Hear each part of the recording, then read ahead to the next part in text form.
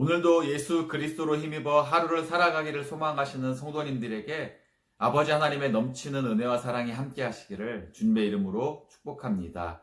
오늘 함께 나눌 말씀의 본문은 베드로전서 5장 8절부터 14절까지입니다. 우리가 잘 아는 철로역정이라는 책을 쓴 존 버녀는 인생의 길을 걸어가는 우리들을 순례자로 묘사하고 있습니다. 죄의 짐이 주는 절망감을 깨달은 주인공이 시온성을 향해 떠나는 순례의 길에서 만나는 여러 가지 역경들을 의인화해서 잘 설명해주고 있는데요. 천국을 소망하며 떠나는 여정이 좁은 문으로 들어가는 것이고 또 좁은 길을 걸어가는 것인데, 이러한 상황 속에서 우리는 끊임없이 문제에 부딪히게 되고 고난과 시련을 당하게 된다고 알려줍니다. 사도 베드로가 살던 시대의 그리스도인들은 이러한 사실을 누구보다 처절하게 경험한 사람들입니다. 네로가 로마의 황제가 되고 그리스도인들을 향한 핍박은 그 이전의 황제들에는 비교할 수 없을 정도로 심해졌습니다. 로마에서 일어난 화재를 그리스도인들 탓으로 돌리며 조직적으로 핍박을 했죠. 이때 수많은 그리스도인들이 화형을 당했다고 전해지는데요. 역사적 기록을 보면 로마의 시민들이 그리스도인들을 역겨운 미신을 신봉하는 집단으로 여겨서 싫어하기는 했지만 그리스도인들을 화형하는 네로의 잔인한 행위에 치를 떨었다라고 전해집니다. 그러니까 당시에 그리스도인들이 받았던 고난과 고통이 얼마나 심했는지를 우리는 짐작해 볼 수 있습니다. 베드로전서는 바로 이렇게 환난과 핍박에 처한 그리스도인들이 어떻게 믿음으로 살아가야 할 것인가에 대한 권면의 말씀입니다. 그리스도인들이 고난에 어떻게 대처해야 할 것인가에 대한 말씀이죠. 오늘 본문에서 사도 베드로가 어떠한 말씀을 우리들에게 하고 있는지 살펴보기를 원합니다. 8절을 보니까 우리들에게 근신하라, 깨어라 이렇게 명령합니다. 다른 현대어 번역들을 보면 정신을 차리고 깨어 있어라 라고 번역되어 있습니다. 근신하다라는 헬라어 원어를 보면 그 의미의 바탕에는 술 취함의 반대인 맑은 정신 또는 제정신이라는 개념을 포함하고 있습니다. 그러니까 무엇인가 다른 것에 우리의 생각이 지배를 받는 것이 아닌 상태를 말씀하는 것입니다. 또한 깨어라 라는 단어의 헬라어 원어는 정신을 차리다 또는 경계하다 라는 의미를 내포하고 있습니다. 고난의 시간, 환난의 어려움 속에서 우리가 해야 할 일은 다른 것에 우리의 생각을 빼앗기거나 잠식당하지 말아야 한다는 것입니다. 오직 하나님의 말씀은 진리의 말씀 안에서 바른 판단과 결정을 통해 믿음의 여정을 포기하지 말아야 한다는 것입니다.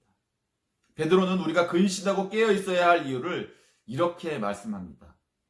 너희 대적 마귀가 우는 사자같이 두루다니며 삼킬 자를 찾고 있기 때문이다 라고 했습니다. 사실 우리는 이 말씀이 그렇게 피부에 와 닿지 않을 수도 있습니다. 왜냐하면 우리가 어려서부터 보아왔던 사자는 우리에 갇혀 있으면서 관광객들의 구경거리가 되고 사육사들이 던져주는 고깃덩어리나 받아먹는 유약한 모습을 보아왔기 때문입니다. 그러나 여러분, 당시 로마의 형벌에는 굶주린 사자의 밥이 되는 처형이 있었습니다. 몇 날 며칠을 굶주린 사자에게 살아있는 사람을 던져준다. 여러분 상상해 보실 수 있으십니까? 원형 경기장에 사람을 모이게 하고 이러한 처참함을 직접 눈으로 보게 하는 인간의 잔인함이 이때 실제로 있었음을 역사적 기록들이 증거합니다.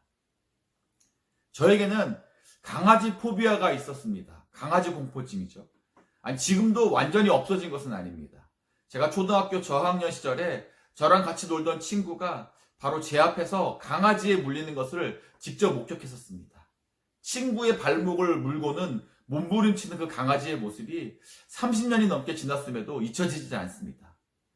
그 이후로부터는 강아지만 보면 가슴이 떨리고 공포가 밀려왔었습니다. 물론 지금은 그 공포증이 거의 없어졌습니다.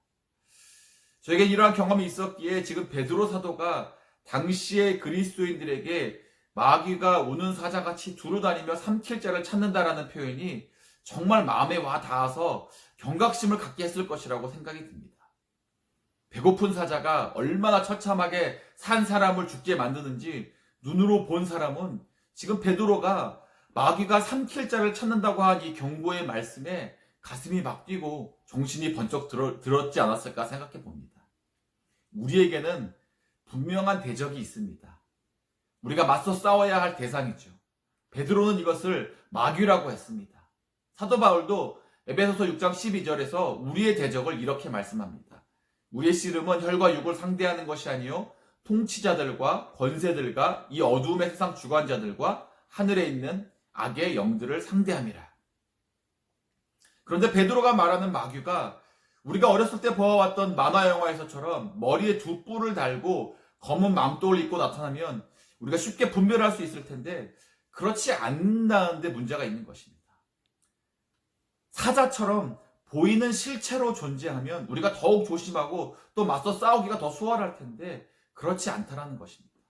그러나 분명한 것은 보이지는 않지만 영적인 실체로 우리 가운데 존재하고 있다는 것을 본문은 명확히 경고하고 있습니다. 그리고 이 마귀는 삼킬 자를 찾고 있다고 했습니다. 문자적으로 삼킨다는 것은 물어 뜯어서 먹는 것을 말합니다. 하지만 이것을 좀 더 깊이 생각해 보면 누군가에게 먹힌다는 것은 잠식을 당하는 것을 말합니다. 왜 우리가 근심에 잠기다라고 하지 않습니까?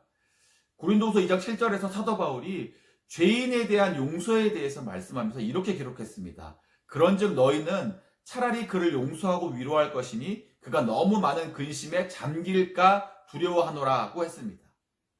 이때 근심에 잠긴다라는 표현에 잠기다라는 헬라어 원어가 오늘 본문 8절에 나오는 삼킨다라는 단어와 같은 단어입니다. 비즈니스 환경을 보면 좀 더 이해하기 쉬울 것 같습니다. 한 회사가 다른 회사에 합병이 되면 갖고 있던 그 이름도 잃어버리게 되고 회사의 주인도 바뀌지 않습니까? 그리고 회사의 문화도 합병을 하는 회사의 문화로 자연스럽게 변화가 됩니다. 상대방에게 주권을 빼앗기는 것이고요. 소유권이 넘어가는 것입니다. 상대방의 어떠함에 동화되고 물드는 것이죠. 좀 강압적인 표현을 하자면 압도되는 것입니다.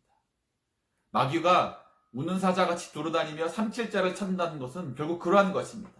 사자가 물어뜯어서 우리의 살점이 갈기갈기 떨어져 나가는 것이 아니라 우리가 정신을 차리지 않고 제대로 경계하지 않는다면 나도 모르게 우리의 생각 속에 침투해서 내 생각을 바꾸어 놓고 내 기준을 흐트러뜨려 놓는다는 것입니다. 우리는 영적 전쟁을 이야기하면서 사실 베드로전서 5장 8절의 말씀을 너무나 많이 인용합니다. 그리고는 우리가 사단 마귀에 대적하기 위해서 기도 시간에 이렇게 소리치며 기도합니다. 나사렛 예수의 이름으로 사단 마귀는 떠나갈지어다. 네, 예수의 이름에 권세와 능력이 있기에 우리가 이렇게 기도할 때에 어둠의 권세들은 떠나갈 것입니다. 하지만 오늘 본문이 말씀하고 있는 우리의 대적 사단 마귀에 대한 우리의 태도와 자세는 단순히 예수의 이름을 소리치며 외치는 것에 있는 것이 아니라는 것을 알 수 있습니다.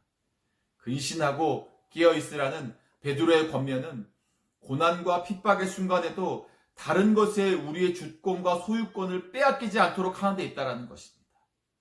그래서 우리가 사단 마귀를 대적해야 하는데 어떻게 대적해야 하는지를 9절 말씀이 알려줍니다. 9절 말씀은 이렇습니다. 너희는 믿음을 굳건하게 하여 그를 대적하라. 대적한다라는 것은 맞서 싸우는 것인데 그 싸움의 방법이 칼과 창과 총과 이런 것들을 동원하고 태권도, 유도, 합기도 같은 무술을 배워서 싸우라는 것이 아닙니다. 우리가 싸우는 영적 전쟁에서 우리의 방법은 믿음을 굳건하게 하는 것입니다. 확고부동이라는 사자성어가 있죠. 태도나 결심이 굳어져서 흔들림이나 변화가 없는 것을 말하는 것입니다. 다니엘과 세 친구들을 생각해 볼 수 있습니다. 사자굴에 던져지고 풀무불에 던져지는 생명을 잃을 수도 있는 절체절명의 순간 앞에서도 하나님을 믿는 믿음만큼은 그 무엇과도 바꿀 수 없고 포기할 수 없다는 것이죠. 왜 우리가 그렇게 믿음을 굳건하게 해야 합니까? 10절이 말씀합니다. 모든 은혜의 하나님 곧 그리스도 안에서 너희를 부르사 자기의 영원한 영광에 들어가게 하시니까 잠깐 고난을 당한 너희를 친히 온전하게 하시며 굳건하게 하시며 강하게 하시며 터를 견고하게 하시리라. 이 말씀은 결국 궁극적으로 영적인 싸움은 하나님이 이기게 하신다라는 것이죠. 그러므로 우리는 믿음을 굳건하게 해야 합니다. 우리의 믿음은 그리스도를 터로 하였을 때 굳건히 설 수 있습니다. 죄 때문에 영원히 죽을 수밖에 없는 우리들을 위해 하나님은 독생자 예수님을 이 땅에 보내주셨습니다. 그리고 우리의 죄를 지시고 우리 대신에 십자가에서 죽임을 당하셨습니다. 이로 말미암아 누구든지 믿는 자는 하나님의 영광에 참여한 자가 되게 하셨다고 말씀합니다. 그리고 그러한 자들을 하나님께서 친히 온전하게 하실 것이라고 약속하셨습니다. 믿음을 굳건하게 한다는 것은 죽음의 위협 속에서도 그리스도를 부인하지 않고 죽기를 각오하고 신앙을 포기하지 않는 것입니다. 왜냐하면 하나님께서 우리로 하여금 자기의 영원한 영광에 들어가게 하실 것이기 때문입니다. 코로나 팬데믹이라는 어려움의 시기를 지나면서 얼마나 많은 사람들이 신앙과 믿음을 저버리거나 포기하고 있는지 모릅니다. 대적 사단 마귀가 얼마나 많은 사람들의 마음에 들어가서 그 믿음을 흔들어 놓거나 포기하게 만들어 놓는지 모릅니다. 여러분, 어느 때보다도 근신하고 깨어 있어야 할 때입니다.